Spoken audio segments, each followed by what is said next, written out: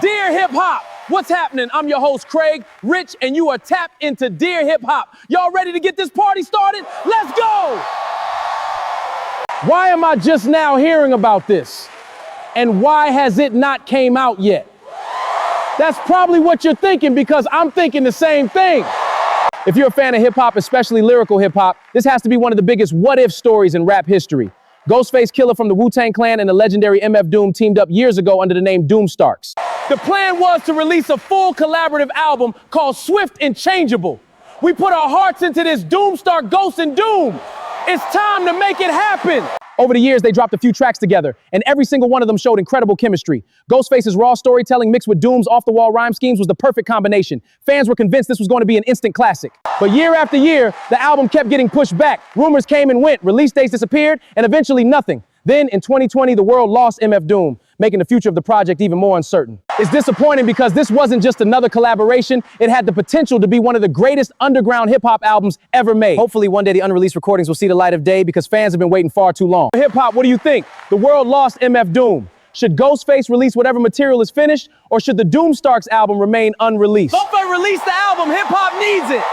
Look, if you're tired of the same old recycled hip-hop clones dominating your timeline, you need to look back underground. Because right now, the streets are talking about one man, Remmo the Visionary. Coming straight out of Queens with Flow Vision Media, Remmo isn't just chasing a viral dance trend. This man is a pure storyteller. We're talking golden era pen game, bringing back that raw narrative weight you used to get from legendary MCs like Nas, Slick Rick, and Scarface. Tracks like Till You Lose It and A Rhyme This Fresh prove it's not just about the beat. It's about the bars. He's blending gritty real-world New York realism with sharp social commentary. Flow Vision Media is putting a spotlight on what the culture's been missing. Pure, unfiltered lyricism. So what's the verdict? Is Remmo next up to carry the torch for NYC underground hip-hop? Drop your thoughts in the comments, hit that subscribe button, and go check out that smoke session right now. The King of the South is officially hanging up the crown. Well, almost. Tip Harris, better known as T.I., has dropped what he claims is his final studio album, Kill the King, and the numbers are officially in. That's right. For his final bow, T.I. lands right back where he belongs, the top 10. Kill the King just debuted at number 10 on Billboard's top R&B hip-hop albums chart. This marks his 13th top 10 album on that specific tally. Released through Grand Hustle and Input Record moved 22 of his equivalent album units in his first tracking week. It ends an absolute legendary run of studio albums that all started way back in 2003 with trap music.